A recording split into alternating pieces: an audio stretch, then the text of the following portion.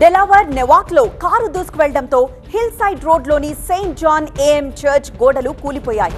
వాహనం రోడ్డుపై నుంచి వెళ్లి చర్చ్ భవనంలోకి తీసుకువెళ్లే సమయంలో డ్రైవర్ అతివేగంగా నడుపుతున్నట్లు అధికారులు తెలిపారు.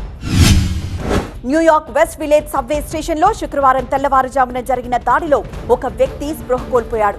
వెనక నుంచి ఊపిరాడకుండా చేసి అతని దగ్గర 14,000 విలువైన వాచ్ ని దోచుకున్నట్లు గుర్తించారు.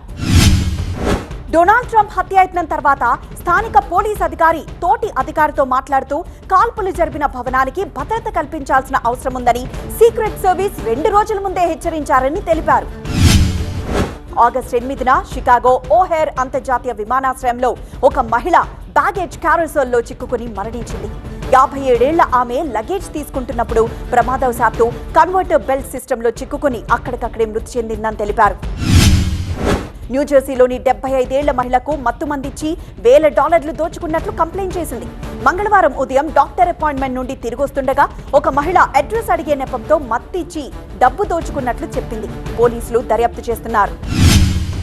తీవ్రమైన సిబ్బంది కొరత మరియు డిపార్ట్మెంట్లోని లోపాల కారణంగా వుడ్లిన్ పోలీస్ డిపార్ట్మెంట్ పటిష్టంగా లేదని కాంప్టన్ కౌంటీ అధికారులు చెబుతున్నారు. సుమారు 2,900 మంది ప్రజలున్న బరోలోలో త్వరలో గస్తీని ప్రారంభిస్తామని పోలీసులు గురువారం ప్రకటించారు. Los Angeles South Pasadena police department సోమవారం నగరంలో దేశంలోనే మొట్టమొదటి ఆల్ ఎలక్ట్రిక్ పోలీస్ ఫ్లీట్ ని ఆవిష్కరించింది. వీటి కోసం $1.85 మిలియన్ చెల్లిస్తుందని అధికారులు ఒక వార్తా ప్రకటనలో తెలిపారు. న్యూయార్క్ నగరంలోని సబ్వేలో నేరాల విషయంలో ప్రమాదకరమైనవిగా ఇప్పటివరకు అనుకున్నారు. కానీ కొత్త అధ్యయనం ప్రకారం అందులో పీల్చే గాలి కూడా సురక్షితమైన పరిమితి కంటే 10 రెట్లు అధికంగా ప్రాణాంతకమైన కాలుష్య స్థాయిలున్నట్లు గుర్తించారు. క్యాన్సర్, హృదయ సంబంధ వ్యాధులు వచ్చే అవకాశం ఉందంటున్నారు.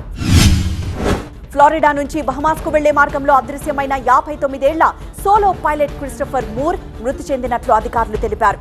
కెంటుకీలోని లూయివిల్లే నుండి తన సింగిల్ ఇంజిన్ బ్రిస్టల్ విమానంలో వెళ్తున్నప్పుడు ఈ ఘటన జరిగిందన్నారు. బేవ్యూ డిస్ట్రిక్ట్ లో అపరిశుభ్రమైన మరియు అనుమతి లేని నివాసాలున్నాయని, అద్దెదారులు ఇబ్బంది పడుతున్నారని ఆరోపిస్తూ శాన్ ఫ్రాన్సిస్కో రియల్టర్ పై కేసు వేశారు. శాంచేసా ఇప్పటికే అద్దెదారుల నుంచి నెలకు $800 నుండి $2,000 మధ్య నెలకు $9,300 వరకు అద్దెలు వసూలు చేస్తున్నాడని ఆరోపింపబడింది. ఫైర్ సేఫ్టీ కూడా లేదని శాన్ ఫ్రాన్సిస్కో సిటీ అటార్నీ తెలిపారు.